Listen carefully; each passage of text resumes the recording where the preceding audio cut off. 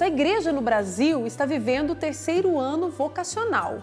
E você já sabe, agosto é o mês dedicado às vocações. Na entrevista de hoje, nós vamos conhecer o testemunho vocacional do missionário redentorista, o irmão Nelson Hugo Carvalho de Oliveira. Irmão Nelson vai nos contar as alegrias, os desafios daqueles que escutam o chamado de Deus e o seguem. E é claro que o irmão Nelson é muito bem-vindo aqui no programa. Obrigada por vir aqui partilhar o seu testemunho com a gente, viu, irmão? Eu agradeço, Caísa. Boa tarde a você, boa tarde a todos que nos acompanham pela TV Pai Eterno. Ô, irmão, quero confessar uma coisa para o senhor. Eu sempre vi o irmão Nelson lá em Trindade, nas festas, quando eu vou na Trindade à missa. E eu até falei com a Morgana, mas Morgana, eu não sabia, para mim o irmão era fráter. Faz pouco tempo que o senhor fez a decisão que ia ser irmão? Não, conta um pouquinho. Não, desde quando eu fiz meu acompanhamento vocacional na formação, em 2016, quando entrei no seminário, ainda estava aquela dúvida, né? Padre ou irmão? Aí, em 2019, quando eu retornei, eu fiquei uns 2 anos fora, ainda ficava, mas quando eu fui para o noviciado já foi decidido a ser irmão redentorista. A ser irmão. E como, conta para todos que estão acompanhando o programa, como que o senhor se sentiu tocado para entregar a vida para Deus, sendo irmão redentorista? Bom, o meu chamado vocacional, ele é um tanto quanto diferente, né? Eu nasci em Trindade, né? Nascido e criado em Trindade. Mas, embora seja de uma paróquia redentorista e tudo mais, eu tinha vontade de ser padre. Minha mãe falava desde criança assim, teve uma vez na alfabetização, eu estava fazendo uma tarefa, e a pergunta ela estava assim, o que você quer ser quando crescer? Qual a profissão que você quer exercer? Eu coloquei padre. E a minha mãe, mas padre não é profissão, Nelson, isso não é profissão, não coloca isso. Não, mas eu quero ser padre. E tá, coloquei lá, vou ser padre, mas passou o tempo, deixei essa coisa de lado. Assim. De repente, terminando a graduação, eu sou formado em História. Bom, eu tenho que dar uma decisão para minha vida. Eu estou muito feliz, muito realizado, muito satisfeito na minha vida profissional. Mas já dava aula, mas algo incomodava lá. Sentia falta de alguma coisa. E aí decidi entrar no seminário, fiz os acompanhamentos vocacionais em 2015. E ingressei no Seminário São Clemente ainda com essa dúvida, mas ao longo do processo da formação, os formadores vão orientando, a direção espiritual, e também o testemunho de vida que nós vamos vendo nos missionários, nos congregados também muito nos ajuda. Não que eu não tivesse bons testemunhos de sacerdotes, mas alguns testemunhos de irmãos me encantavam muito. Esse foi um dos fatores, então, que levou o senhor a tomar essa decisão, a entregar a vida para Deus e como irmão? Sim, com certeza. O testemunho vocacional de alguns dos nossos irmãos redentoristas daqui da província de Goiás me ajudaram bastante. Um deles, inclusive, foi também um professor no IFTEG na filosofia, o irmão Marcos Vinícius, mas sobretudo o irmão José, lá em Trindade. Desde criança, desde que eu nasci, o irmão José sempre morou ali em Trindade e a gente ouvia principalmente da minha mãe falar do serviço caritativo que ele fazia, do exemplo de vida de oração, de vida comunitária, de vida fraterna. E eu ficava assim, gente, eu quero um dia ser como o irmão José. Eu achava aquilo lindo, achava muito bonito. Tanto que o testemunho arrasta, hein, irmão? O testemunho arrasta. E assim, ele nunca me falou nada sobre isso. Quando eu entrei no seminário, até conversei com ele uma vez, falando, olha, irmão, se hoje eu estou escolhendo ser irmão, é por influência do Senhor. E o testemunho arrasta, e como você disse, não são as palavras, é a vida da pessoa que nos encanta e a gente quer ser igual, e a gente quer seguir o exemplo. Por isso que nós, quando a gente conhece Jesus, a gente conhece Deus, a gente se encanta, ama mais e quer seguir os passos. Por isso que é importante conhecer. Mas, irmão, hoje sendo o irmão Nelson Hugo, missionário redentorista, descreve para nós qual é o papel do irmão dentro da congregação. Quais são as responsabilidades de um irmão? Bom, as pessoas às vezes têm essa tendência de pensar, bom, o que o irmão faz? Mas eu acho que mais importante... O povo fala assim, mas por que não vai ser padre logo de uma vez? Para no irmão. Justamente isso, as pessoas pensam muito na vocação como um fazer, mas a vocação não é fazer, é ser. Então, antes de tudo, até mesmo o padre, antes de tudo, ele é um consagrado. Nós dedicamos a nossa vida a Deus, nós separamos a nossa vida toda a nossa existência, tudo aquilo que somos para Deus. Nós fizemos a nossa consagração para Ele. E depois da consagração é que vem os ministérios, né? Para nós irmãos, muitas vezes nos pedem serviços administrativos, ou até mesmo cuidar de uma comunidade, de um convento, de uma casa, né? Mas também temos irmãos que estão nas nossas obras sociais, nas salas de aula, nas administrações dos nossos santuários, no trabalho pastoral. Enfim, a gama de serviços é muito grande. Aonde, eu penso assim, Santo Afonso foi muito feliz quando ele fundou a congregação. Qual é o objetivo da congregação? Evangelizar os pobres e abandonados. Jesus Cristo no Evangelho dizia que pobres sempre tereis.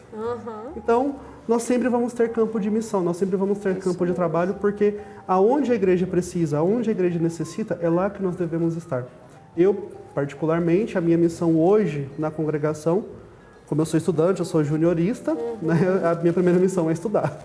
Estou no primeiro ano da teologia, mas enquanto atividade pastoral, eu colaboro aqui na Basílica do Perpétuo Socorro, né, e também no serviço de animação vocacional da província. O senhor hoje reside em Trindade, Goiás? Não, eu resido em Goiânia, no Seminário São José. Ah, tá ótimo. Nós estávamos vendo, o pessoal de casa acompanhando, algumas fotos do irmão Nelson. Olha lá, a Gabi, que é a sua irmã, não é? Inclusive a Gabi é uma das nossas colegas, já trabalhou aqui com a gente, né? Sim. A Gabi, esses aí são o pessoal que mora com o senhor? Esse aí foi meu noviciado lá em Tietê. Nesse dia nós estamos na Basílica de Aparecida. Agora foi do dia da minha consagração, da minha profissão religiosa, foi dia 28 de janeiro desse ano. Que foi na igreja de Padre Pelágio, na igreja né? do Padre Pelágio. Ótimo. Esses são os da minha turma. Daniel, que é frater, candidato ao sacerdócio, e o Bruno, que também é candidato ao sacerdócio. Que bênção, muito bom. A vida do irmão Nelson, você está conhecendo hoje. Momentos marcantes na vida do irmão Nelson, que nós estamos trazendo hoje aqui no Almanac, para que motive você também, na sua família, a cultivar a vocação, né, a rezar pelas vocações. Inclusive, nós mostramos lá a foto do senhor, né, com a sua irmã. Aquela senhorinha que estava lá é quem? Minha avó Natalina, mãe do meu pai, que também é uma grande culpada, digamos assim, entre aspas, da minha vocação. Por que eu estou perguntando? Porque todos que vêm aqui, eu faço questão de frisar, né? A família é muito importante. Ah, sim, com certeza. E a minha família, eu posso dizer que ela foi muito fundamental nesse processo de discernimento vocacional. Eu venho de um lar católico, nós, não digo assim que nós sempre fomos assim muito ativos na comunidade, mas sempre íamos à missa aos domingos. E uma das coisas que amadureceu o meu chamado vocacional, inclusive está até passando fotos aí da JMJ, foi o trabalho com a Juventude Redentorista aqui na província. Que bem. Em 2010 eu fui convidado pelo então frater Fábio Pascoal, hoje padre Fábio Pascoal, pároco lá em Nova Chavantina, a participar do Compromisso, que é um encontro de jovens, um projeto de formação que visa dar capacidade para formar lideranças jovens, né? Então, beleza, vou fazer o compromisso e tal. E eu era um jovem, na época eu tinha 17 anos.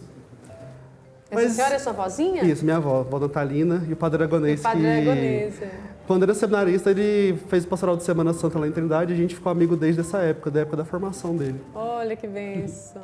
Família presente? Família presente. Sua mãe é aquela que, de um lado é a Gabi, do outro é sua mãe? Isso, do ladinho da Gabi ali, Dona Vilma. Ah, Dona Vilma. Isso. Linda família, parabéns. E meu pai é aquele de camisa rosa. Camisa rosa. Família Gustavo, linda. o esposo da Gabi agora, recém-casados. Um mês, é? Tem um mês de casados. Um mês. Pouco mais de um mês de casados. Mas continua, irmão. Ok. Então, aí eu participei do compromisso e assim, mesmo participando de uma paróquia redentorista a vida toda, foi a participação na Juventude Redentorista que fez meu amadurecimento vocacional. Meu primeiro encontro vocacional eu tinha 13 anos. E aí, muito novo, era para entrar no ensino médio já no seminário. Mas eu pensei, não, vou fazer o ensino médio. Terminei o ensino médio, vou fazer a faculdade. Passei no vestibular, fiz a minha licenciatura em História, comecei a trabalhar na sala de aula e estava muito feliz e muito encantado, muito realizado. Tanto que eu até falei que me dá uma sala de aula para encarar, que eu encaro tranquilamente. Tranquilamente, mas eu fico nervosa aqui na TV, mas eu fico nervosa na TV, mas na sala de aula não. Mas tá ótima a nossa conversa. Aí, então, esse contato com a juventude que fez o senhor se abrir ainda mais. Sim, porque na época que teve o compromisso, ele surgiu aqui na paróquia Nossa Senhora de Lourdes, na Nova Vila, em Goiânia, e depois foi para Trindade e outras paróquias começaram a se interessar pelo projeto. E uma das coisas assim, muito bonitas do compromisso é jovens evangelizando jovens. Então, nós íamos para outras paróquias para poder fazer a implantação. Então, nesse tempo todo, eu acho que eu devo ter conhecido umas 15 paróquias, redentoristas ou não. E foi assim, algo que cada vez que eu voltava de um encontro eu pensava, gente, é isso que eu quero para minha vida, mas viver sempre. Não sei como ainda. E o trabalho com a juventude, então, fez com que eu tivesse um fôlego para poder dar o meu sim. Entrei no seminário em 2016, saí, fiquei um ano só na formação. E quando eu voltei para a casa dos meus pais, estava trabalhando na Vila São Cotolengo, lá em Trindade. Que eu falo assim, para o Nelson, profissional, foi a pior decisão da vida. Porque trabalhar na vila fez atiçar ainda mais o meu chamado vocacional. Olha, Deus tem os planos, não é, irmão Nelson? Quem conhece a Vila São Cotolengo sabe. Quem conhece a vila sabe. A gente sai de lá, o coração e assim, tocado. Aquele contato com os internos, com os colaboradores, com os doadores, aquilo me deixou assim, muito motivado a dar um sim novamente. E no início de 2018 teve uma missão interprovincial da Juventude Redentorista. Então foram jovens redentoristas de várias províncias do Brasil, províncias redentoristas do Brasil, lá em Belém, no Pará, lá no bairro do Telégrafo. Acho que até passou algumas fotos dessa missão. Nós ficamos lá na comunidade Santa Rita, da Paróquia Perpétuo Socorro. Passou mesmo. E aí ali eu fiquei assim, sem palavras. Encantado. E encantado com aquilo de novo e pensando, eu acho que não tem outro jeito.